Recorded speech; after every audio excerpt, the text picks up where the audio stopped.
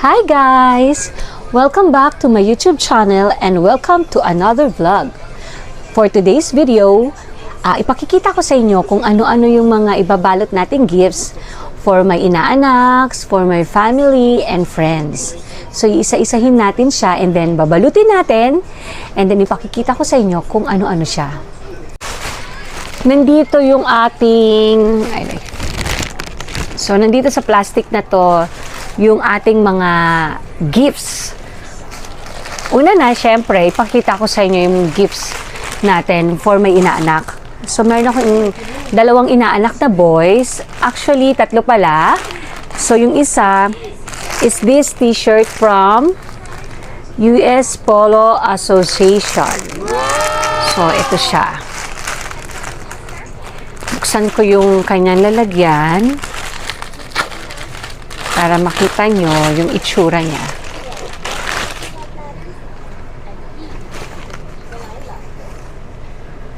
So, ayan. I think kasi 2 years old siya. So, ito yung binili ko sa kanya. Another one from Polo ulit. Yan. So, medyo malaki na kasi yung inaanak ko na yun na boy. So, ito naman yung kanya. This is size 14. Ito yung kanyang design. And this one naman guys is for baby. So ayan, bumili tayo ng ayan o, 3 sando.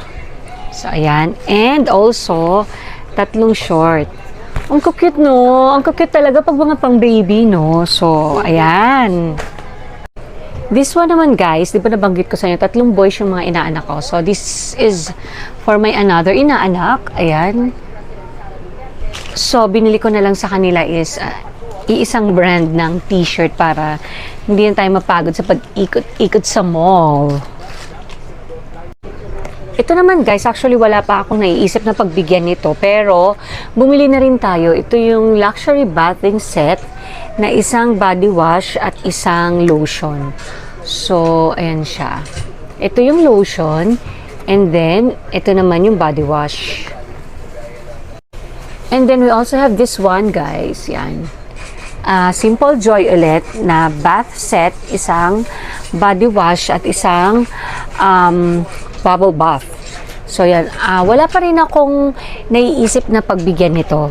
So pero at least handy na nandito na siya na meron na tayo para just in case meron tayong makalimutan, meron na tayong reserve. And then we also have ang paws here kasi alam niyo na doon sa mga malalaki nating mga pamangkin, medyo mahirap na silang bilhan ng something eh. So syempre they love ang paws na. So meron din tayo nito. Ito naman ibibigay natin to sa mga malalaki na nating pamangkin from mga senior high or high school to mga colleges na. And then this one naman guys, ito yung diffuser. So nabili natin to sa SNR. Ang ano nito is actually ginagamit namin to eh. So free siya and English per yung amoy niya. Bango naman siya guys at saka maganda. So okay na okay to. So ito is ireregalo ko sa aking tita. And then guys, so ito na naman another bath set. So ito naman ay body wash, cream bath, and hand and body lotion. So ayan siya. Ganyan sila kalalaki. 3 sila yan. So, bali 2 yung binili ko nito. One is for my office mate. Ayan. And the other one naman, ito naman, this is simple indulgence. Ayan. So same din, may body wash, cream bath, and lotion din to. Ito namang isa is teacher ng bunso ko. So, ireregalo ko to sa kanya. And then, isa pa, meron din tayo nitong body wash and bubble bath and bath salts.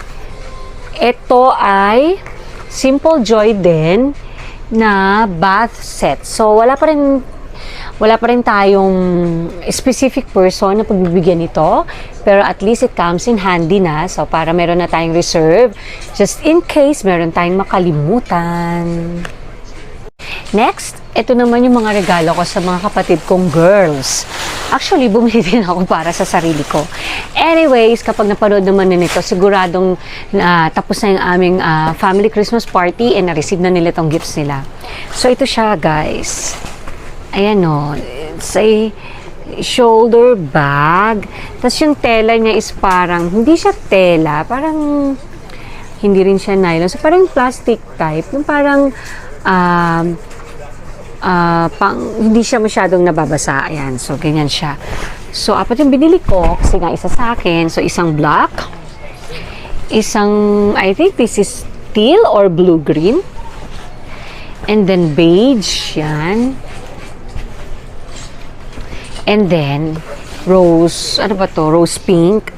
So, hindi naman sila maselan sa mga colors. So, basta balutin ko na lang yan and then bahala na kung anong kulay yung makuha nila. Pero I think para sa akin, yung pipiliin ko dito, ay ito, akin to. So yan. So ito yung para sa mga kapatid natin na girls. And then, doon naman tayo sa mga pang bata. Actually, itong mga regalo natin sa mga bata, inaanak na girls. Napakita ko na to before nung nag-haul ako galing kami sa asyenda. Pero pakikita ko kung ano yung at para kanino tong mga items na to. So first, ito, cap. So bibigay ko to dun sa pamangkin ko na high school. Mahilig din siya kasi parang magayos-ayos, magkikay-kikay. So sa kanya to. Then next, ito naman, ito, ayan, dun sa pamangkin ko ring elementary. So, ayan, para sa kanya to. And then, para naman sa pamangkin kong lalaki, ito yung jacket. So, ayan. And then, dun sa isa kong pamangkin na lalaki din. So, ayan. Ito rin yung jacket. So, magkapatid yun actually yung may jacket. So, tigisa sila. And then, yung isa is para dun sa inaanak. Ito yung dress. So, ayan. Itong dress. Maganda tong dress na to, guys. So, maganda yung tela niya. So since tapos ko na maipakita sa inyo kung ano-ano yung mga items natin and kung kani-kanino natin ibibigay. So mag-start na tayong magbalot. Nga pala guys, bago tayo magbalot, pakikita ko din sa inyo yung mga binili nating mga pambalot.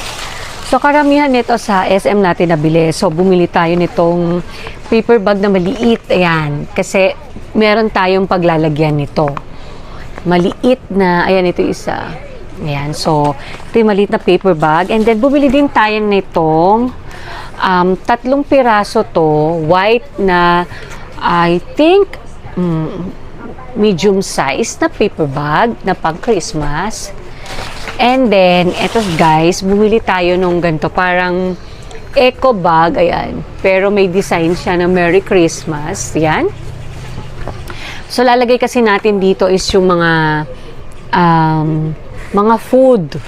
So, medyo mabibigat doon. So, kaya, ito yung pinili natin. So, bumili tayo nito ng 1, 2, 3, 4, and 5.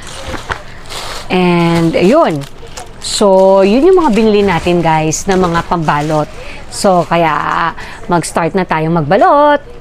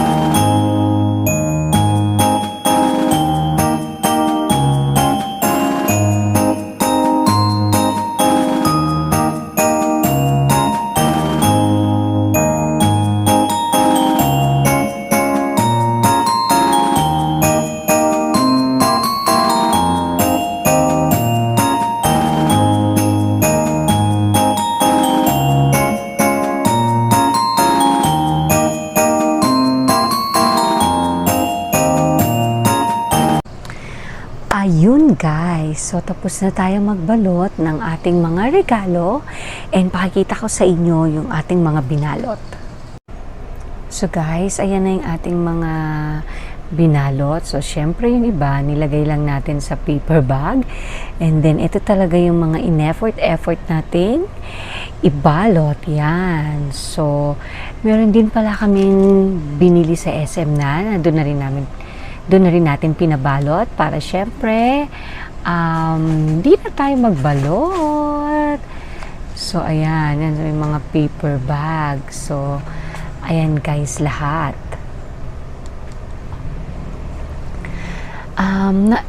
Sa totoo lang guys, nakakapagod magbalot, no? Masakit sa likod, tapos masakit na rin minsan sa kamay dahil syempre yung pagkakat ng scotch tape and then yung pagbabalot ng mga gifts.